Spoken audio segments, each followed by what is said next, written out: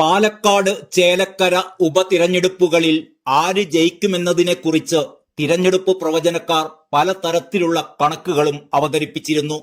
മിക്കവാറും കണക്കുകളെല്ലാം തെറ്റി പല പ്രവചനക്കാരും തലയിൽ മുണ്ടിട്ട് നടക്കുകയാണിപ്പോൾ.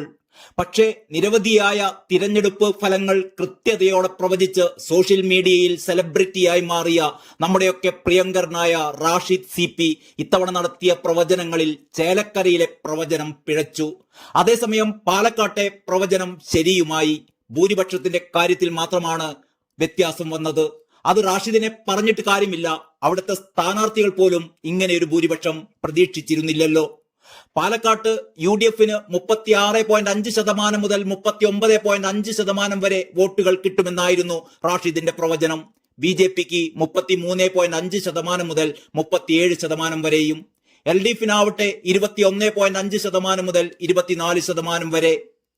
രാഹുൽ മാങ്കൂട്ടത്തിൽ 5600 മുതൽ 9100 വരെ വോട്ടിന്റെ ഭൂരിപക്ഷത്തിൽ വിജയിക്കുമെന്നും റാഷിദ് CP പറഞ്ഞിരുന്നു. അതേസമയം ഭൂരിപക്ഷം റാഷിദ് പറഞ്ഞതിലും ഇരട്ടിയായി. 12,000-ലധികം വോട്ടിന്റെ ഭൂരിപക്ഷം UDF കേന്ദ്രങ്ങൾ പോലും അവകാശപ്പെട്ടിരുന്നില്ല എന്നോർക്കണം. ഇനി റാഷിദിന്റെ പ്രവചനം തെറ്റിയ ചേലക്കര എടുക്കാം. UDF 41% മുതൽ 44.5% വരെ വോട്ട് നേടി വിജയിക്കുമെന്നായിരുന്നു റാഷിദ് പറഞ്ഞിരുന്നത്. LDFന് 40.5% മുതൽ 43% വരെ, BJPക്ക് 12.5% മുതൽ 16% വരെ, DMKക്ക് 1.5% മുതൽ 3% വരെ. ഈ വോട്ടിംഗ് ശതമാനം പ്രവചിച്ചതിന് ശേഷം 1850 മുതൽ 4400 വോട്ടിന്റെ വരെ ഭൂരിപക്ഷത്തിൽ രമ്യ ഹരിദാസ് വിജയിക്കുമെന്നാണ് റാഷിദ് CP പറഞ്ഞിരുന്നത്.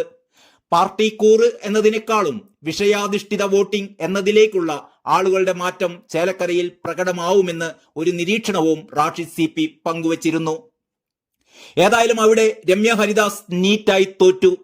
LDF സ്ഥാനാർത്ഥി UR പ്രദീപ് 12,201 വോട്ടിന്റെ ഭൂരിപക്ഷവും നേടി. ഇതോടെ റാഷിദ് CPയുടെ ഫേസ്ബുക്ക് പേജിൽ പരിഹാസങ്ങളും അധിക്ഷേപങ്ങളും തെറിവിളികളും നിറയാൻ തുടങ്ങി. ഈ പ്രതികരണങ്ങളോട് റാഷിദ് CP തന്റെ ഫേസ്ബുക്ക് പേജിൽ ചില വിശദീകരണങ്ങൾ നൽകിയിട്ടുണ്ട്. വളരെ ലോജിക്കലായ, അതേസമയം കൗതുകമുളവാക്കുന്ന പ്രതികരണം. അതിങ്ങനെയാണ്. അതായത് റാഷിദ് CP എഴുതുന്നത് ഇങ്ങനെയാണ്: നിന്റെയൊക്കെ നിഷ്പക്ഷത ഞങ്ങൾക്കറിയാം, നീ കൊങ്ങിയല്ലേ. ഈ അടുത്ത കാലത്തായി എന്നോട് ചോദിക്കുന്ന ഒരു പ്രധാന ചോദ്യമാണിത്. സമാനമായി മറ്റു പലരോടും മറ്റു പല രാഷ്ട്രീയ പാർട്ടികളുടെയും പേരുകൾ ചേർത്ത് ചോദിക്കുന്നതും കാണാറുണ്ട്. സത്യത്തിൽ എന്താണ് ഈ രാഷ്ട്രീയ നിഷ്പക്ഷത? ഉദാഹരണത്തിന്, ഒരു ദിവസം കോൺഗ്രസിനെ സപ്പോർട്ട് ചെയ്യുക, അടുത്ത ദിവസം ഇടതിനെയോ BJPയെയോ സപ്പോർട്ട് ചെയ്യുക, അങ്ങനെ മാറി മാറി അഭിപ്രായം പറയുന്നതാണോ നിഷ്പക്ഷതയുടെ മാനദണ്ഡം? റാഷിദിന്റെ ഈ ചോദ്യം ഏറെ പ്രസക്തമാണ്. റാഷിദ് തുടർന്നെഴുതുന്നു: ഞാൻ എന്നാൽ അതിനങ്ങനെയല്ല കാണുന്നത്. ആത്യന്തികമായി നമ്മളെ ഭരിക്കുന്നവരെയാണല്ലോ നമ്മൾ വിലയിരുത്തുന്നത്, വിമർശിക്കുന്നത്. അതിനുമപ്പുറം രാഷ്ട്രീയ അഭിപ്രായം പറയുന്ന ഏതൊരാൾക്കും കാഴ്ചപ്പാടുകൾ ഉണ്ടാവുകയും ചെയ്യും. അതിൻ്റെതായ അളവിൽ ദീർഘവീക്ഷണവും ഉണ്ടാവും. അങ്ങനെ വരുമ്പോൾ നമ്മെ ദീർഘകാലമായി ഭരിച്ചുകൊണ്ടിരിക്കുന്ന സർക്കാരുകളെ കുറിച്ച് ഒരു ഘട്ടം കഴിയുമ്പോൾ കൃത്യമായ ബോധ്യം നമുക്ക് കിട്ടും. അതായത് നമ്മുടെ ഭരണകൂടത്തെ പ്രോത്സാഹിപ്പിക്കേണ്ടതുണ്ടോ അതോ വിമർശിക്കേണ്ടതുണ്ടോ? അവിടെ പാടെ നിരാശപ്പെടുത്തുന്നു എന്ന ബോധ്യത്തിലേക്കാണ് നമ്മൾ എത്തുന്നത് എങ്കിൽ അവിടെ നിന്ന് അങ്ങോട്ടെടുക്കുന്ന നിലപാട് തന്നെയാണ് നിഷ്പക്ഷത. ഇന്നലെ വരെ നമ്മൾ സ്വീകരിച്ച നിലപാടിൽ നിന്ന് മാറി ഒട്ടും പ്രതീക്ഷയ്ക്ക് വകയില്ല എന്ന് ബോധ്യപ്പെടുന്ന സർക്കാരുകളെ വിമർശിക്കുമ്പോൾ സെലക്റ്റീവ് ആയാൽ പോലും കുഴപ്പമില്ല എന്ന് തന്നെയാണ് അഭിപ്രായം. അവിടെയും നിഷ്പക്ഷത അളന്നു നടക്കുന്നവർ ആ പണി തുടരുക എന്ന് മാത്രമേയുള്ളൂ. അങ്ങനെയുള്ള മനുഷ്യരുടെ നിഷ്പക്ഷത അളക്കണം എന്ന നിർബന്ധമുള്ളവർ വലിയ അളവ് വരെ കാത്തിരിക്കണം എന്നത് മാത്രമേയുള്ളൂ, കാലവും ഭരണകൂടവും മാറി വരുന്നതുവരെ. അതിന് ക്ഷമയില്ലാത്തവർ ഇന്നലെകളിൽ എന്നെങ്കിലും നിലവിൽ നിങ്ങൾ ആഘോഷിക്കുന്ന ഭരണകൂടത്തെ സപ്പോർട്ട് ചെയ്തിട്ടുണ്ടോ? പോട്ടെ, നിങ്ങൾ വീരാരാധനയോടെ ന്യായീകരിച്ചു കൊണ്ടിരിക്കുന്ന സംവിധാനത്തെ പ്രതിപക്ഷത്തിരുന്ന ഏതെങ്കിലും ഘട്ടത്തിൽ പിന്തുണച്ചിട്ടുണ്ടോ എന്നെങ്കിലും ഒന്ന് പരിശോധിക്കുക.